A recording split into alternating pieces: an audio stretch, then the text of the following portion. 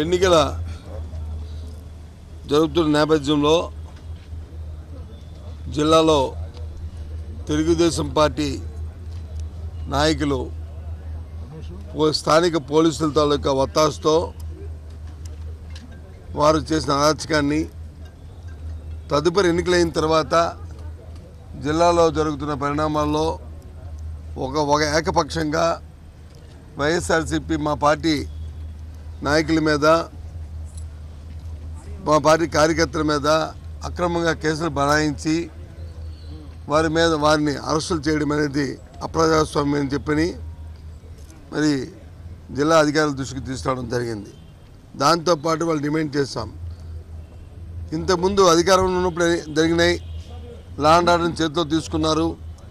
ఎన్నికల నేపథ్యంలో వచ్చి నిష్పక్షపాతంగా ఉండవలసిన వ్యవస్థ ఒక పక్క ఉండడం అనేది సమంజసం కాదు. ముఖ్యంగా ఏదైతే సత్తెనపల్లి, వేమూరు, గురజాల్లో జరిగిన ఇన్సిడెంట్లు ఆయన దృష్టికి తీసుకురావడం, అధికారుల దృష్టికి తీసుకొచ్చాం. ఇంకా కోడెల సుభాష్ అనే వ్యక్తి అసలు ఆ రోజు ఎన్నికల సమయంలో జరుగుతున్న సమయంలో ఆ బూత్ని క్యాప్చర్ చేయడానికి వెళ్ళి అతను గంటన్నర సేపు బూత్లో కూర్చొని అక్కడ ఉండడం అనేది చట్ట వ్యతిరేకం. అక్కడ అంతసేపు ఉండడం అనేది తప్పది. నేను కూడా 10 సంవత్సరాలు మంత్రిని చేశాను, ఎంపీని చేశాను. ఎప్పుడు కూడా నాయకత్వాలు చేసేవాళ్ళు వెళ్ళి 5 సమయం పాటిస్తూ 5 నిమిషాలు 1 నిమిషం 2 నిమిషాలు చూసి అక్కడ నుంచి రావాల్సిన సందర్భం. అంతసేపు ఉండి ఆ బూత్ని వచ్చి క్యాప్చర్ చేసుకొని అప్లై చేస్తే సామాన్య ప్రధానికం వాళ్ళు తిరగబడడం అనేది అక్కడ జరిగింది. కానీ దాన్ని తీసుకొచ్చి తిరిగి అతను చేసిన తప్పుని ఆ సామాన్య ప్రజల మీద నెట్టి వాళ్ళ మీద వచ్చి అక్రమంగా 307 అటెంప్ట్ మర్డర్ కేసు పెట్టడమే కాకుండా అక్కడ లేని మా అభ్యర్థి, మా నాయకుడు, మా రాంబాబు గారి మీద, అలాగే మా నాయకుల మీద అందరినీ కూడా ఇన్వాల్వ్ చేయడం, ఇది ఎంతవరకు న్యాయమని చెప్పి వారిని అడగడం జరిగింది. దాంతోపాటు మా బూత్లో ఉన్న మా పార్టీ ఏజెంటు మరి వాళ్ళు కంప్లైంట్ చేస్తే శివప్రసాద్ వచ్చి గంటన్నర కూర్చొని బూత్ క్యాప్చర్ చేయడానికి తలుపులు వేసుకొని చేస్తున్న కార్యక్రమాన్ని వచ్చి ఆయన కంప్లైంట్ చేస్తే దాని మీద వచ్చి కనీసం కేసు కూడా రిజిస్టర్ చేయడం అనేది ఇంకా దారుణమైన పరిస్థితి అనేది మరి అనడం జరిగింది. కాబట్టి వీటన్నిటి మీద కూడా మళ్ళీ సమగ్రంగా కేసు ఎన్కౌంటర్ ఉండాలి. న్యాయం ఎవరు తప్పు చేస్తే వాళ్ళ మీద చర్యలు ఉండాలి, వారందరి మీద కూడా యాక్షన్ తీసుకోవాలని. దాంతోపాటు నాగార్జున గారి మీద అటాక్ చేసి ఆయన మీద వచ్చి ఆయన్ని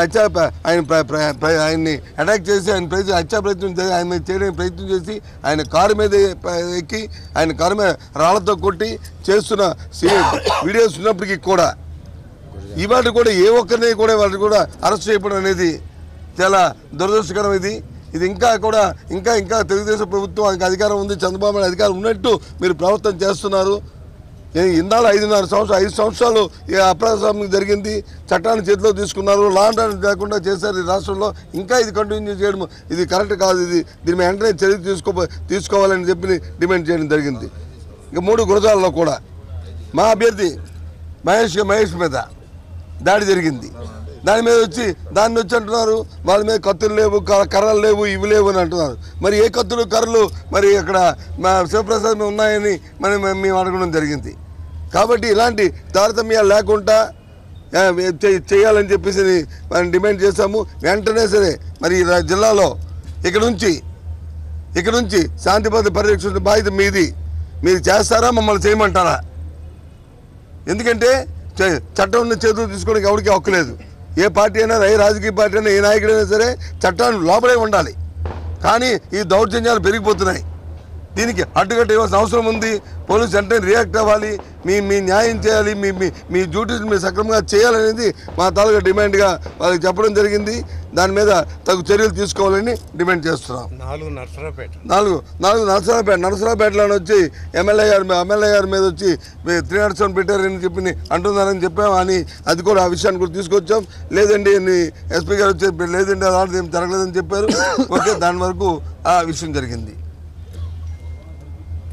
ఏదైనప్పటికీ కూడా చూస్తున్నాం ఈ రాష్ట్రంలో జరిగింది.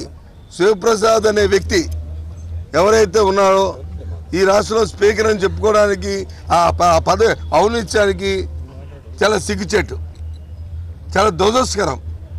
అటువంటి వ్యక్తిని అది చూస్తుంటే నాకు అనిపించింది, అసలు 23 ఎమ్మెల్యేలు వచ్చి చంద్రబాబు పసులా కొని వాళ్ళతో ఒక నోటీస్ ఇస్తూ నోటీస్ ఇవ్వలేని వ్యక్తి, ఎంతసేపు కూడా తుత్తులుగా ఉన్న వ్యక్తి ఇవాళ వచ్చి తగుదమ్మాలంటూ మళ్ళీ వచ్చి ప్రజల దగ్గరకు వచ్చి అవంటే ప్రజలు ఏ రకంగా బుద్ధి చెప్పారో ఎంత గౌరవించుకోవాలంటే ఇవాళ తెలుస్తుంది అతనికి. ఇంకా బుద్ధి తెచ్చుకొని ఇంకా ఆలోచన మార్చుకోవాలని పక్షంలో ఇక భగవంతుడు కూడా ఆయన రక్షించలేడు. ఇంకా ఎందుకంటే ఆయన తాలూకు పరిస్థితులు చూస్తుంటుంటే ఎంత చేతకారం ప్రజలు చూసాం మనం ఆ టీవీలు అన్నింటిలో కూడా వెళ్ళి.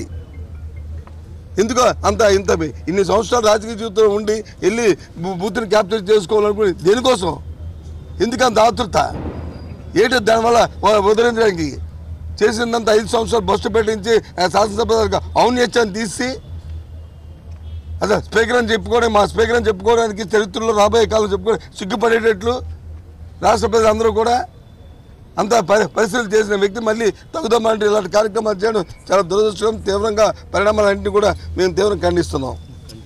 Please subscribe the Janahitam TV.